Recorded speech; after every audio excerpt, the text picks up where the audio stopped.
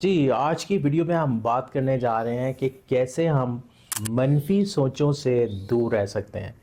بہت سے سامعین یہ سوال پوچھتے ہیں کہ منفی سوچوں سے کیسے دور رہا جائے، ہمیں نہ چاہتے ہوئے بھی منفی سوچیں آ کے گھیر لیتی ہیں، ہم ایسا کیا کریں کہ ہم منفی سوچوں سے بچ پائیں۔ تو آج کی ویڈیو میں سمپل سا ایک رول دینے لگا ہوں جس کو اپلائی کر کے آپ منفی سوچوں سے، منفی چیزوں سے دور رہ سکتے ہیں۔ آپ نے کرنا یہ ہے کہ جب بھی کوئی منفی سوچ آپ کے دماغ میں آئے گی تو آپ نے اپنے دماغ کے فوکس کو بدلنا ہے۔ اب یہ کیسے ہوگا؟